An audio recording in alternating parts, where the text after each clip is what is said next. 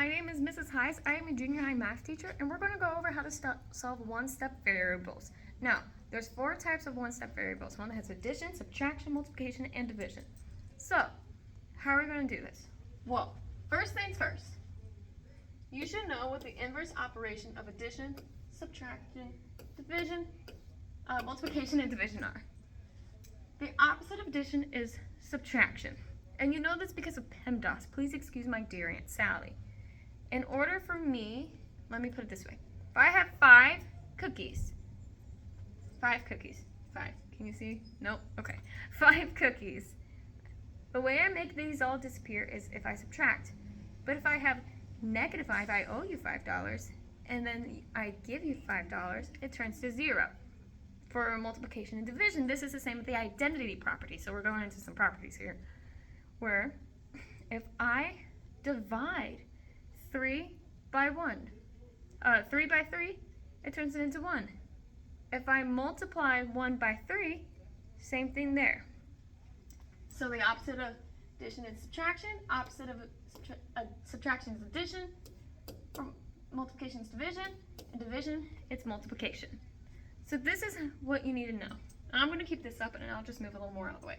So let's say you're given an equation, c plus 5 equals 12. All right? Now, I see that it's addition. My inverse operation, the opposite of addition, is subtraction. So what I'm going to do is I'm going to take away 5 from both sides. Now, why am I doing both sides? Well, it's like a scale. Back in the days, they used to have these scales where you would weigh things. And if you have more in one hand, see how I have a pen here? If I were a scale, I would tip a little more like this because it's heavier. Now, if I had a pen in both sides, I don't have a pen, but let's have a hypothetical pen. If I have something in both hands, I'm balanced out. It's even. I'm not just taking it all from one side and causing myself to tip over. I'm treating both sides equally.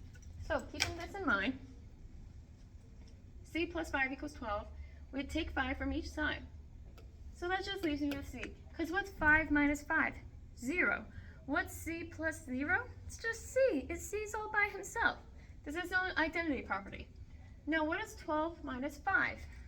Well, it's 7. Alright, we tracking? Cool.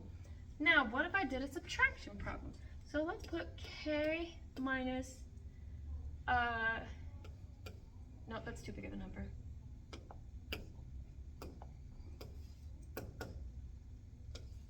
K minus 8 equals 6. Now what's the opposite of subtraction? Addition.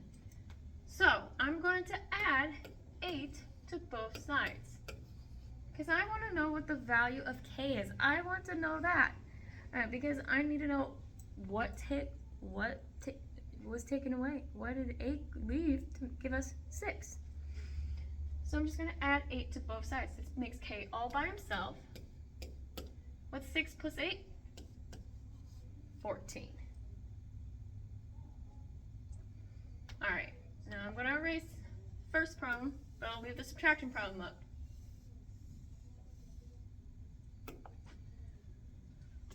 We have 5m equals 30. Now, you will often see multiplication problems written as 5m.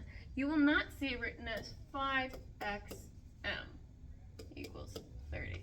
Because that x could be a variable, an unknown value, but just like our c, just like our k, just like the m.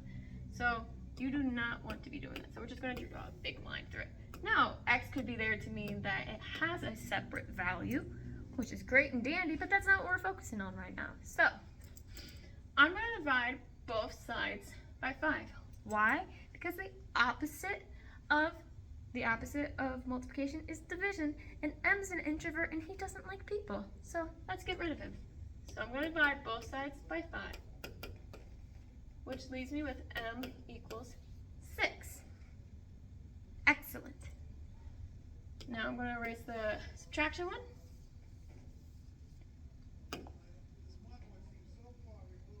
Now let's do P over 4 equals 4. Now, you are often going to see division problems written like this because fractions are quite honestly just division problems. You just can't get the whole number into it. So, you can either see it written like that or like this. You will see both, but as you get higher up in your math, you'll see it as a fraction. So please know that both of these are division problems. Now, what's the opposite of division? Multiplication. So I'm going to multiply both sides by 4. Peas is a little introvert. He gets rid of that pesky neighbor. And we find out our value of P, which is 16. Now, that is the end of our video. I hope this was helpful to you, and I hope you come back to this for references. All right, bye guys.